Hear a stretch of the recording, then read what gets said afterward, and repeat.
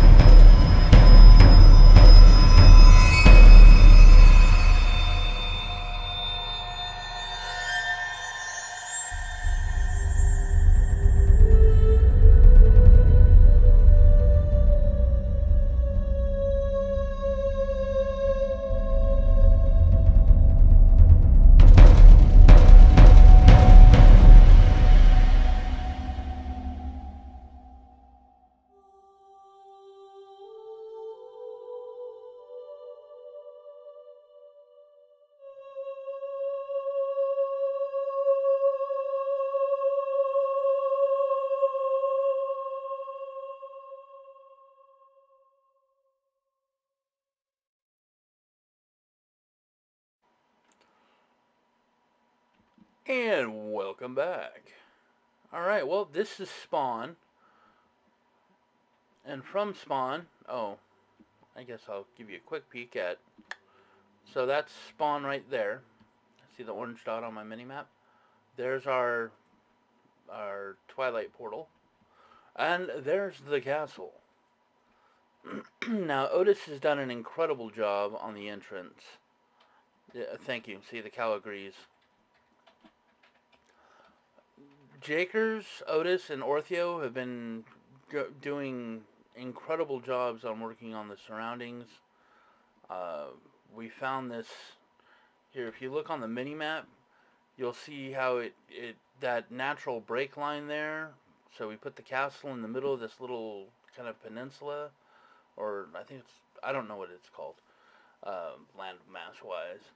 But so we put the castle here with the intent of, making some prettiness around it.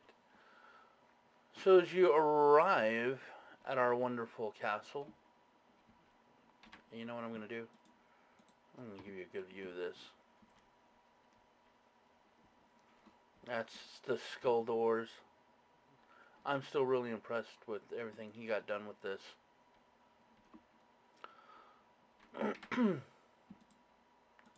So, this is the main entrance into the castle.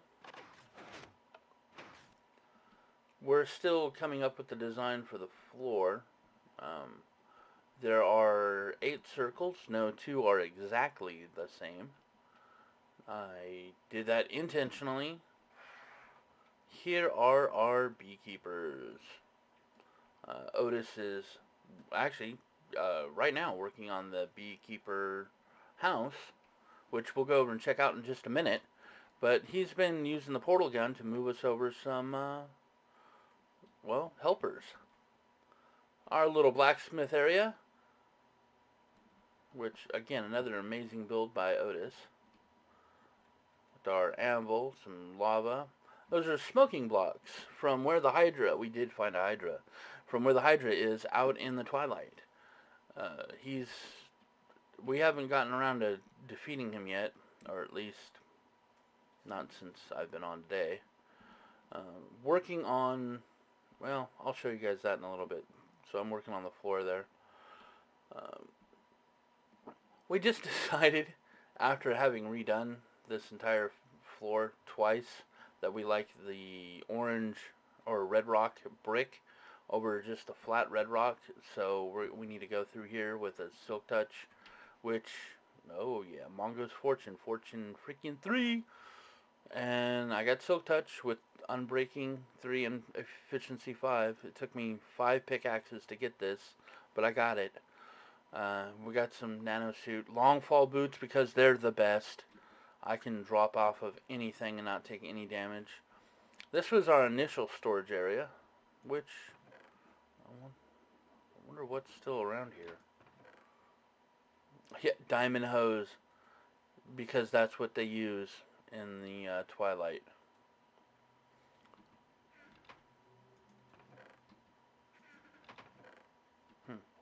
Alright, well, this is the main tower. I'm wondering which order I should do this in. Let's go up first, because once we go down, we probably won't come back up. So, again, the main castle was built by Jakers, while the tower was constructed primarily by Otis. Otis also did this nice spiral staircase, and, he came up with our potion room, which is quite impressive. I was amused by his blood in the floor design. I think it's quite clever. So you go one floor up from here, and this was kind of a communal build with our wraith lamps lighting each floor. We have our enchanting table, books stolen from castles out of the Twilight. Oh, it looks like he finally finished. Oh, we got one more left to put in. I don't know, 3. A couple, whatever. But this is our, we did cheat in, I did cheat in the notebook because I didn't want to bog down the computer or the server with a bunch of Mistcraft worlds. We've only got, I think, two. One is right here, our mining world, which, you know, we kept simple. And I think the other one is a swamp world. That's the Twilight Castle. Swamp world? Yeah, it was a swamp world that we had made because, well, honestly, because we were having problems finding slimes. So we made the swamp world, and then, well, not long after that, we found a lot of slimes. This is the drop chute. Takes you down. See, we're one floor underground. I need to finish this part of the ceiling. But this is a warehouse, workshop, sorting area. Alright, let me explain all this because this is going to take a minute. So, down here is an ender chest, which is linked to this pouch, which, oh, I just shift clicked on an ender chest.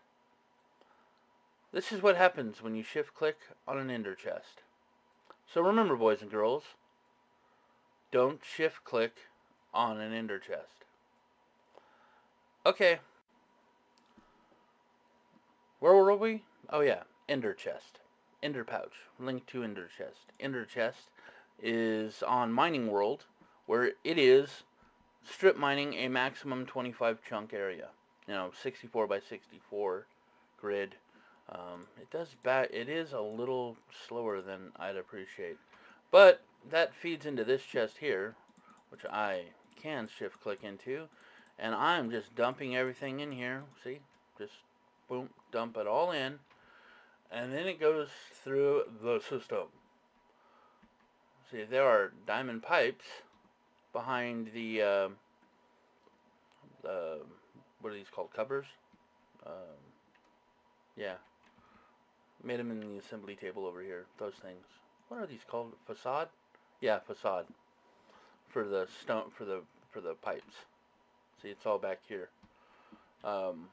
I've got to get this moved back around to the other system that I can't think of. The storage cells. So here's our fuel tank, which is a 7x7 max size fuel tank. Our oil tank, which, yep, again, max 7x7. Our lava tank. And our sad little creosote oil tank, which, funny enough, is the first one I built. And we do put it to good use. Now, the lava tank, I did initially have some magma crucibles up there. But now, it's fed through the nether. Same with the lava tank, or the oil tank. Oil tank, I just broke the refinery. No. Oh, you are kidding me. Alright, boys and girls, failing with Uncle Mongo. Okay, so it pulls out of the front. Oh, okay, this is why you...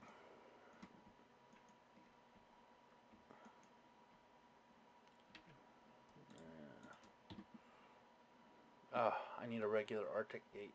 Or target gate. Now that I've made some more. Oh wait, no I don't. I just need a regular gate there. Pardon me, I'm really sorry. Don't need a gold gate. Don't need any other gate. Just, you know what? Just turn the redstone signal on. And then you need to go this way.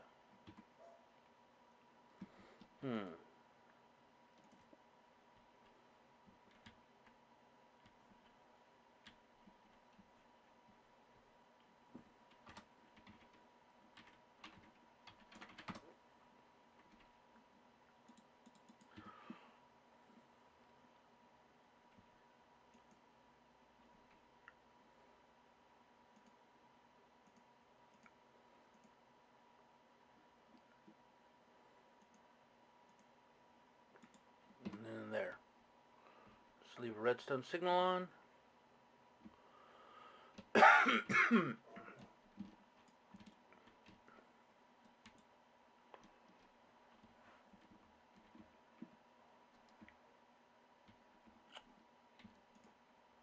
There.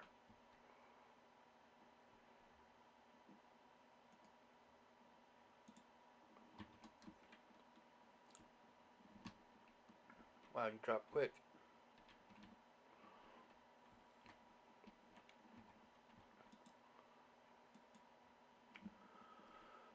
We'll be right back. Alright, fair night, boys and girls. Uncle Mongo got the refinery working again. Yes, I like my hover mode. And you replace some bricks. So, anyway, back to what I was saying. I'm using just gates to give power to the stuff that needs power. Yeah, just leave that in there. I got the gates here to make sure the engines don't completely overheat and erupt upon us. The aqueous accumulators with a water source on each side of them. I got 3 of them there. Just pumping water to the combustion engines. Keep them pretty well. I mean, they actually run for quite a while before they really run out of water. And then there's this mess, which this pipe's going to go away. I came up with a new design. It's going to run down this side, see, and into these pipes down here. These pipes underneath. Yeah, that was a failed attempt at a underside. So anyway, let me show you. I've been using. We started off with a mining turtle. Our little Yertle, we called him. Yertle mined out a good chunk of all this under the castle for us. He's a good boy. We've retired him for the moment. But this is the underside of the workshop, which is getting slowly expanded. There was an automated farm I had in there for a little while, which actually had a tube that ran over to a cow farm, which got really ridiculous really quick. And the funny part is, this is the underside of all the hard work that Otis did on the, good lord, on the doors. Those are the teeth right there. Heck, it works. I'm happy. I'm going to put some facades on those pipes. So, and then our system runs. This is our dump chest. Whoa, we're full on wood. But, so, alright. This is really not easy to explain sometimes. All diamond pipes up at the top. Each diamond pipe has, what goes down in it. For instance, raw beef on this one goes into this chest. There's a gate here, which our target gate, which goes into the furnace, which gives us our meat. 2 things doing cobblestone drops down into the powered furnaces. 1 doing redstone. These are automatic crafting tables. They grab sand, drop it down and make a sandstone. These 2 I have disabled at the moment.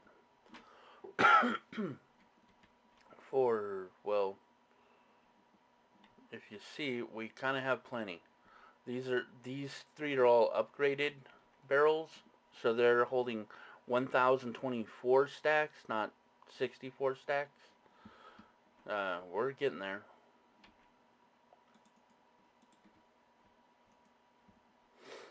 And then all of these, each one, the pipe comes across and slowly goes over.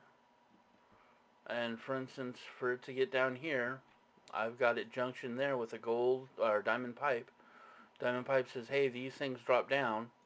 And then says, these things go off that side. I used stone slabs to say, don't go back to the right.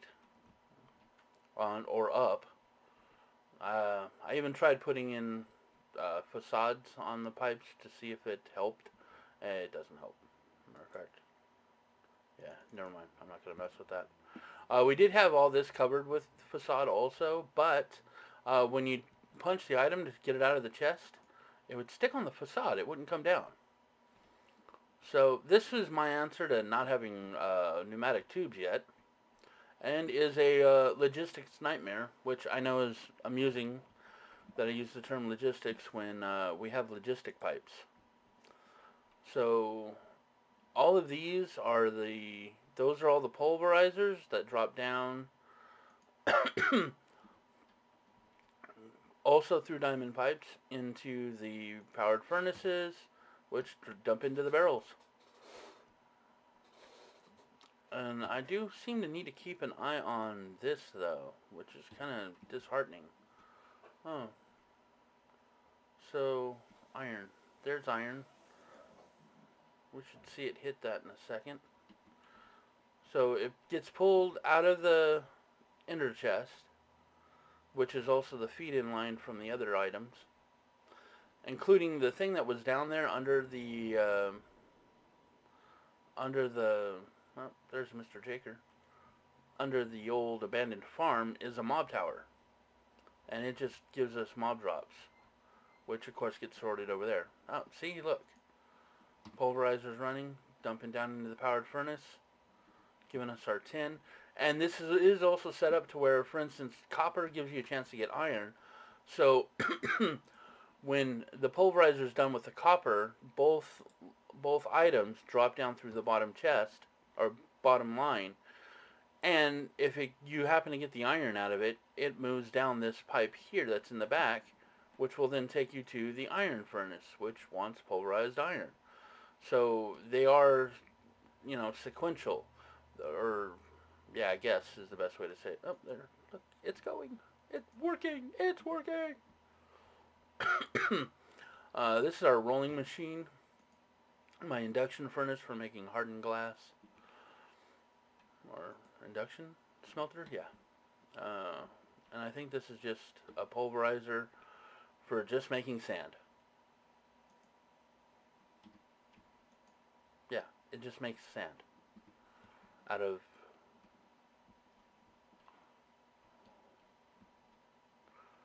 and then sand gets dropped over to here, gets turned into sandstone, gets dropped down into there. And wow, that's kind of full.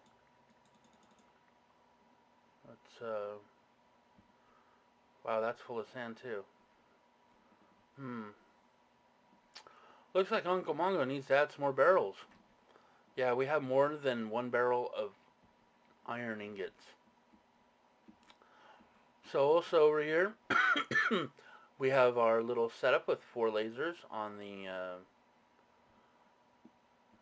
sorry, I'm kind of wondering what's all here. You guys go in there for right now.